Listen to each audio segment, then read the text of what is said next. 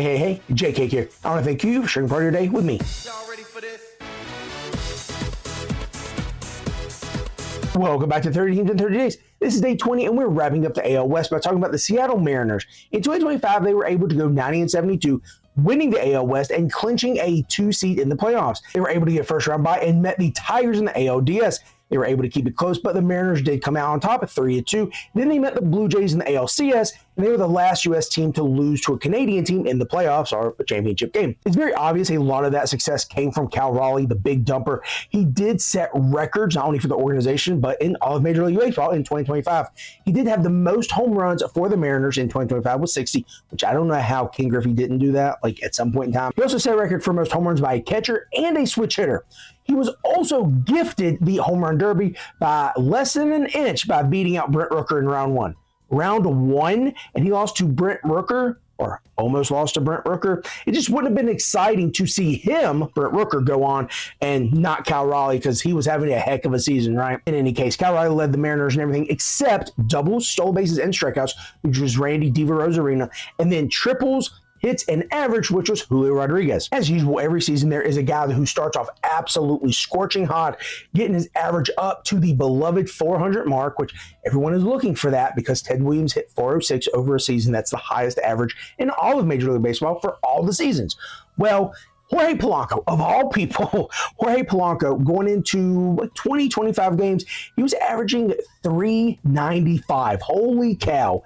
And he also had 9 home runs through 20, 25 games. So, holy crap, was there going to be a contender? Absolutely not.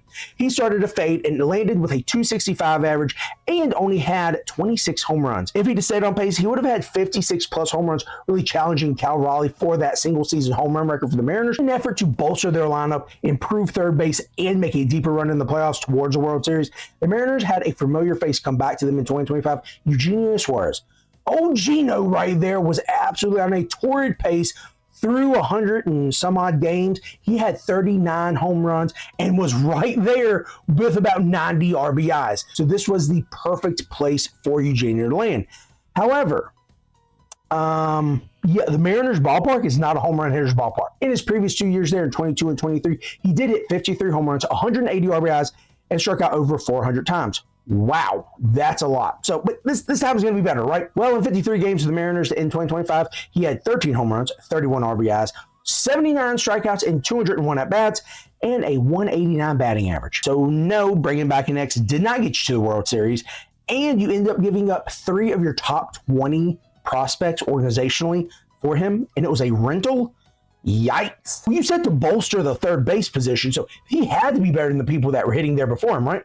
Well, there were 2 guys, Ben Williamson and Miles Mastrobuoni. I think I said that name right. They came back for 2 home runs and 33 RBIs and technically a higher batting average than 189. So, yeah, it was better with them too. Obviously, lacked the power, but did have more RBIs and a higher batting average, so... With the World Baseball Classic going on right now and Italy absolutely making a run at the semifinals to get to the championship game, which would be phenomenal for them too, as long as they lose to us, U.S. In any case, I thought it was important to talk about someone that was on that team, Dominic Calzoni.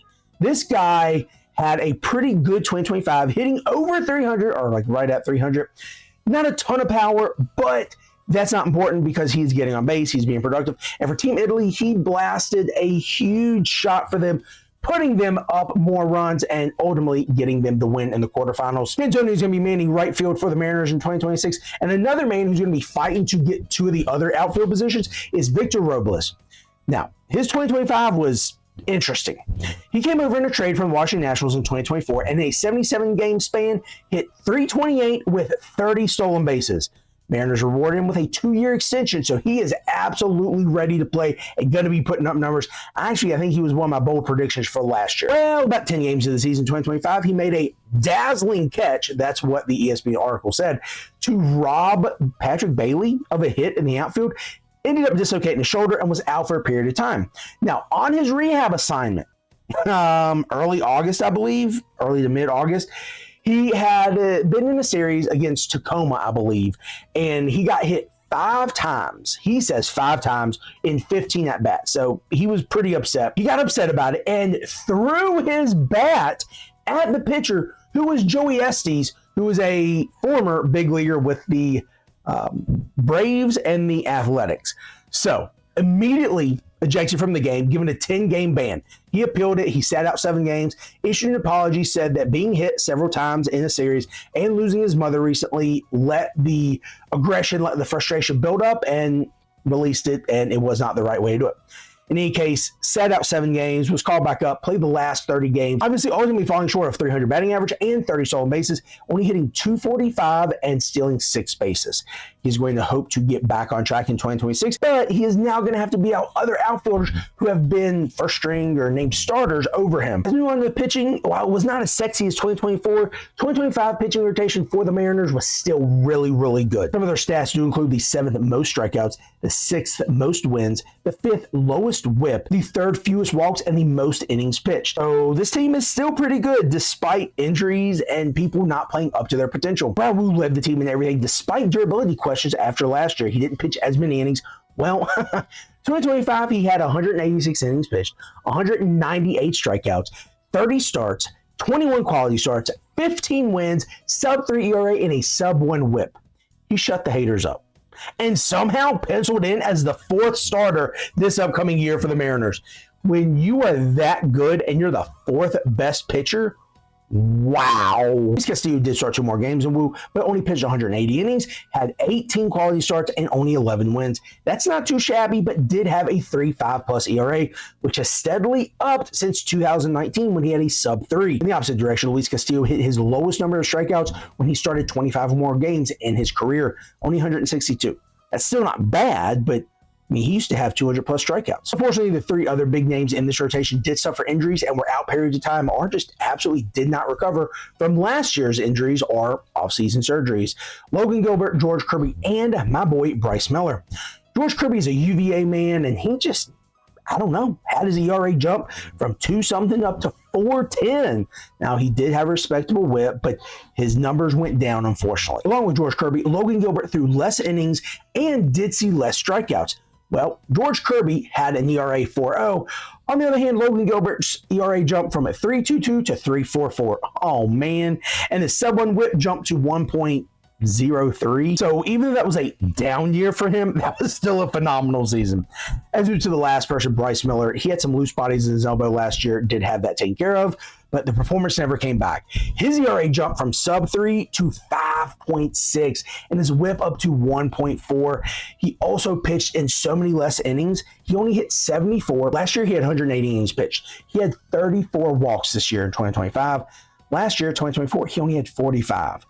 That is a really bad sign, especially now because he has injuries to his obliques keeping him from hitting bullpen sessions. So as much as I really do like Bryce Miller, I don't know if he is going to get back to his dominant ways.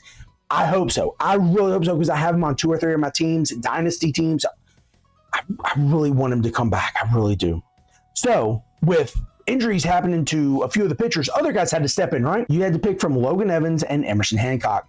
They combined for 29 starts, 10 wins, 171 innings pitched, 123 strikeouts, and a 4.5 ERA. So no, it did not help much. But a group of guys that absolutely did help them was their bullpen. They were phenomenal and stellar again. There were 4 guys with 12 or more holds, 2 with 21 plus holds, Gabe Spire and Matt Brash. Those 2 guys pitched 110 plus innings and had 140 strikeouts and were able to keep a 2.5 ERA and a 1.02 whip. Those are 2 absolute monsters and are only going to be helped by Jose Ferrer coming over from the Nationals. Closer Andres Munoz also did his thing, 38 saves, sub-2 ERA, and a 1.3 whip. As we move on to the prospects, the Mariners have 6 of the top 100, but there's only one guy that's likely going to hit the show this year. That's Cole Emerson. He plays shortstop, so he'll probably have to beat out J.P. Crawford, but J.P. Crawford continues to disappoint as he has the last few years, at least for me. He could see some more playing time. Now, it does say that Emerson is one of the best pure hitters in the minors right now. He draws walks and makes contact really well. So who knows? He could play second. He could play short. He could play third. Who knows? He is just a baller. He is also projected to be able to develop some power. So again, definitely going to see some guys have to play better, especially if they want to keep their starting position. The rivals did include Mr. Brendan Donovan, who is a utility player but will slot at second, but can play outfield, can play short, can play third. I guess he can play first. And Jose Ferrer, which is going to be a great addition to that bullpen. The guys they lost, unfortunately, did include Harry Ford, which was one of the top catchers they had. They also have a pretty good guy named Cal Raleigh already, so I guess it was okay for them to leave him. The base name there is Eugenio Suarez, making his second tenure in Seattle. It didn't go as well as the first ones and also did not result in a World Series, so that's most disappointing for them, especially for what they gave up. Also lost Jorge Polanco, who was another veteran who could add a little bit of pop, but again, wasn't as sexy as what they're bringing in or what they hope Brendan Donovan is. As we move on to the fantasy assets, you have to have Cal, you have to have Julio. I would say you have to have Naylor, even though I cannot stand him. Also, Randy DeRozarena. I hate him, but he's going to do something, right? I really do like Brendan Donovan, though. He's never going to bring a ton of power, especially now going to Safeco. So expect just a decent to high average, and that's about it. As we go a little deeper, I would definitely suggest looking at J.P. Crawford, mainly because he does get some walks. Maybe Luke Raley, but he might be dispelled in left field by Mr. Victor Robles, who is another person I would say go in and get in a deeper league. I also think Dominic Canzoni is going to be a good hitter if, again, he can replicate what he did in 2024. In Dynasty Leagues, Cole Young, second baseman, and also Cole Emerson, the shortstop, who can play second, short, and third. Definitely be looking at those two guys. Pitching-wise, literally anyone in the starting lineup, and I would say most anyone in the bullpen, but focus on Munoz, Gabe Spire, Jose Ferrer, and Matt Brash. As we get to the bold predictions, I think Cal Raleigh is going to hit less than 40 home runs and have less than 90 RBIs. I also think Randy Rosarina is going to hit less than 220, have less than 30 stolen bases, and hit in the bottom half of the lineup by the end of the year. I also believe that the Mariners are going to have 4 pitchers with at least 10 wins and ideally about 150 strikeouts. That might be a lot of strikeouts, not necessarily for 3 of those 4 guys, but the 4th one, who knows? It's up in the air. It could be Bryce Miller. And it could also have to be Logan Evans or Emerson Hancock. Oh, man, that's a bad prediction. In any case, that's going to wrap up the AL West. I'm excited because we have 10 days left. We have the World Baseball Classic. Go USA, USA, USA. And then we get to see my Yankees hopefully come out with a win opening day on Wednesday. I don't count it as that. Over the Gigantes.